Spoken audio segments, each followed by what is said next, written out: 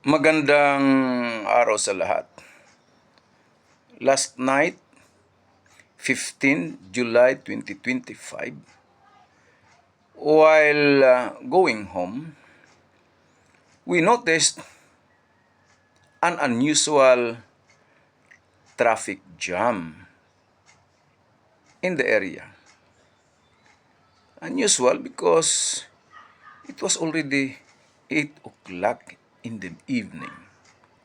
Now, after several minutes of maneuvering, we reached the area where the traffic jam started.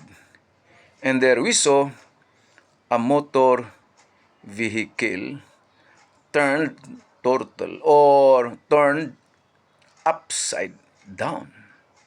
Apparently, the motor vehicle is a new one. Of course, it was damaged. Now, what was the reason? Why it turned turtle? Well, the car bumped a big tree. A tree grown up where? On a road. In that road. An area which is not well lighted. Okay, what happened to the driver and its passengers? That we do not know. But who is to be blamed for that? Well, take note that we have a law on this. A law prohibiting cutting of trees grown up where? On public places like plazas, including roads, without the permit coming from whom? From the DNR, the Department of Energy and Natural Resources. Well, this big tree has been there for so many years, And we can find out so many trees inside the road in this country. Meaning, have you noticed that? Of course, not cut off because there is a law prohibiting the cutting of trees grown up on a road.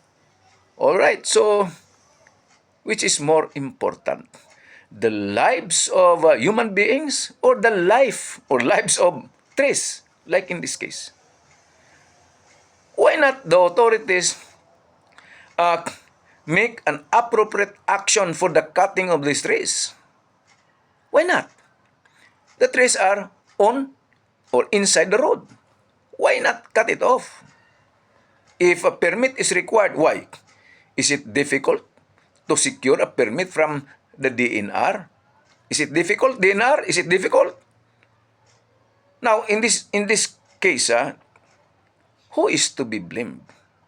Well, apparently, the driver is not familiar in that area. And that is why, since the road is not well lighted, the car bumped the big tree. Okay. The authorities in cases like this should act on this. They have been there for so many years. Oh, what then was the action of the authorities? The answer is none. Right? So, mga kababayan, nakakalungkot itong nangyari nga kagabi, 15 July 2025, mga alas 8 na ng gabi. Yun nga, nagtataka kami, ba't ang bakal ang takbo ng mga sasakyan? Sa ganyang oras, sa lugar na yun, wala namang traffic dyan sa ganyang oras. Pero okay lang, maya-maya, yan na. Nakita namin, nako, yung isang motor vehicle pick-up ito, ay talagang bumaliktad. Kasi nga, bumunggo doon sa napakalaking punong kahoy. Okay, ang issue lang naman, nga, merong batas na hindi maaring putulin yung kahoy ng ganyan nang walang permit or proseso galing sa DNR.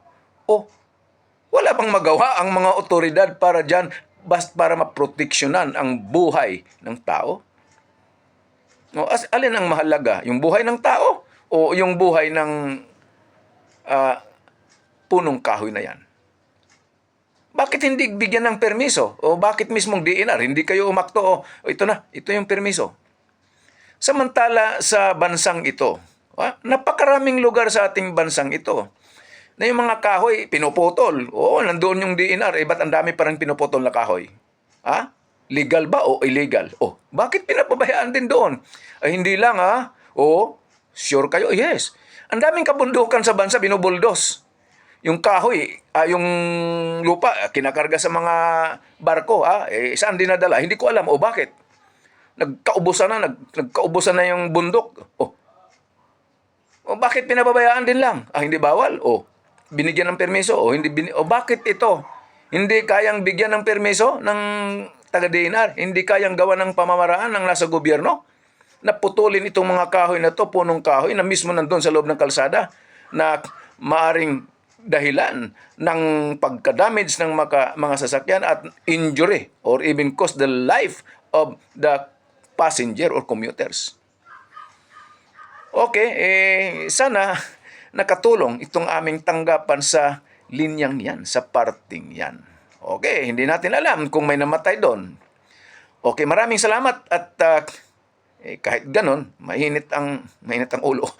Magandang araw pa rin sa ating lahat.